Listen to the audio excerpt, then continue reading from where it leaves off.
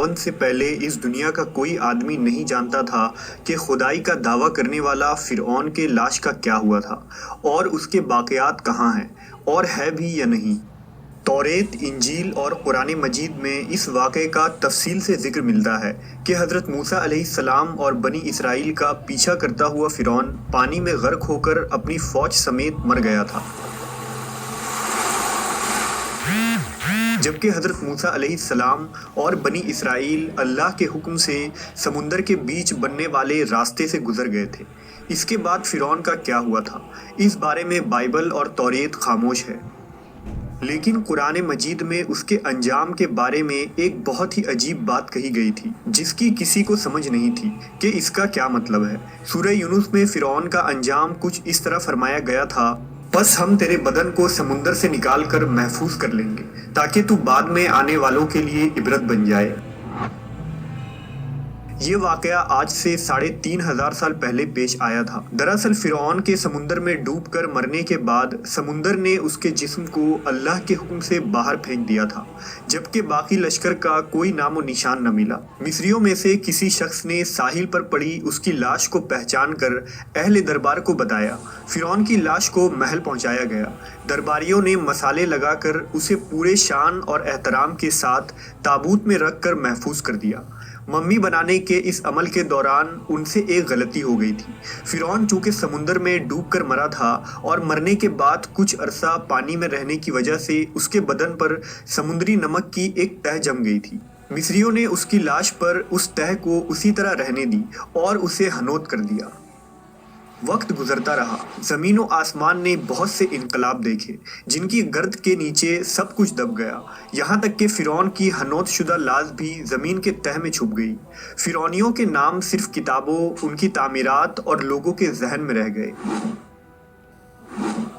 اس واقعے کے 2000 سال بعد اس دنیا میں اللہ کے آخری نبی حضرت محمد صلی اللہ علیہ وسلم تشریف لائے۔ آپ پر نازل ہونے والی آخری کتاب قرآن مجید میں فرعون کے قصے بڑی تفصیل کے ساتھ بیان کیے گئے تھے۔ اسی سلسلے میں اس فرعون کے جسم محفوظ کرنے کے متعلق آیات بھی نازل ہوئی تھی، جس کی سچائی پر اہل ایمان کا پختہ یقین تو تھا، لیکن وہ سمجھنے سے قاصر تھے کہ اس خدائی کے دعویٰ کرنے والے کی لاش کہاں محفوظ کی گئی اور اسے کیسے عبرت کا نشان بنایا جائے گا۔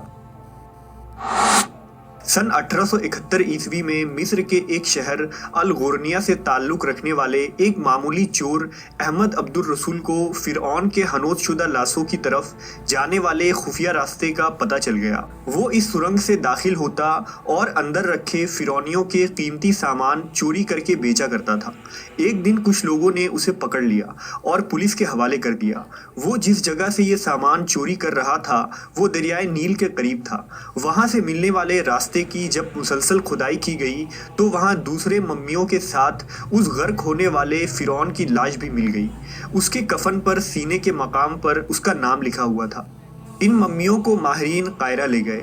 جب ان ممیوں کا جائزہ لیا گیا تو فرعون کے ممی پر جمے نمک کے تہ سے یہ تصدیق ہو گئی کہ یہ وہی فرعون ہے جسے اللہ نے پانی میں غرق کر کے بدترین انجام سے ہمکنار کیا تھا۔ یہ بہت بڑی کھوج تھی، لہذا دنیا بھر کے آرکیولوجسٹ اور سائنٹسٹ مصر آنے لگے۔ اس کی جانچ کرنے کے بعد دنیا بھر کے ایکسپرٹس نے یہ تصدیق کر دی کہ یہ وہی فرعون ہے جو موسیٰ علیہ السلام کے وقت موجود تھا اور خدائی کا دعوے دار تھا۔ اس کی لاش کو عجائب گھر میں محفوظ کر دیا گیا۔ 1982 میں فرعون کی ممی خراب ہونے لگی تو اس وقت کے مصری حکومت نے فرانس کی حکومت سے درخواست کی کہ فرعون کی ممی کو خراب ہونے سے بچایا جائے، لہذا مصری اور فرانسیسی سائنسدانوں نے مل کر ممی کو فرانس لے جانے کا فیصلہ کیا۔ جب فرعون کی لاش کو فرانس پہنچایا گیا تو ایئرپورٹ پر اس دور کے فرانسیسی صدر خود حکومت کے تمام عہدیداروں اور فوج کے افسروں کے ساتھ استقبال کے لیے موجود تھے۔ فرعون کا استقبال کسی عظیم زندہ بادشاہ کی طرح کیا گیا۔ فوجی دستوں نے توپوں کی سلامی دی اور پھر ممی کو ماہر ڈاکٹروں کے ٹیم کے حوالے کیا گیا۔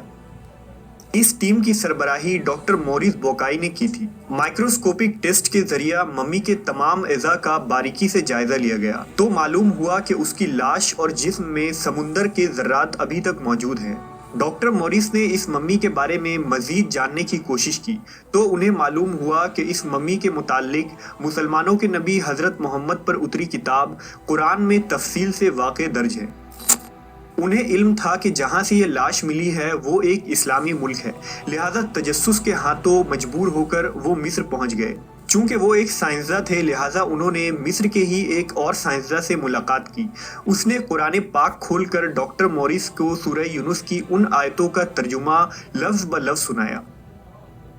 فرعون کا خدائی کا دعویٰ، اس کا پانی میں ڈوب کر مرنا، پانی سے نکال کر اس کی لاش کا ہنود ہو جانا اور پھر دوبارہ لاش کا ملنا اور جدید سائنسی طریقے سے اس کے لاش کو محفوظ کیا جانا، ان سب کا اشارہ ایک جانب تھا اور وہ بہت واضح تھا: تجھے بعد میں آنے والوں کے لیے عبرت کا نشان بنا دوں گا۔ فرعون کی لاش محفوظ کر کے ایسے دنیا کے سامنے لا کر رکھ دی گئی کہ انٹرنیٹ کے ایک کلک پر رسائل اور چینلز پر اور میوزیمز میں اربوں انسانوں کی آنکھوں کے سامنے یہ بدترین اور قابل ترس حالت میں موجود ہے، عبرت کے لیے، سوچنے کے لیے کہ عبادت کے لائق اور ہمیشہ رہنے والا وہی رب ہے جو سب کا خالق اور رازق ہے۔ ڈاکٹر موریس آیت کے ترجمے کو سن کر پکار اٹھے: اللہ سچا ہے، قرآن سچا ہے اور اللہ کے نبی سچے ہیں، اور کلمہ پڑھا اور مسلمان ہو گئے۔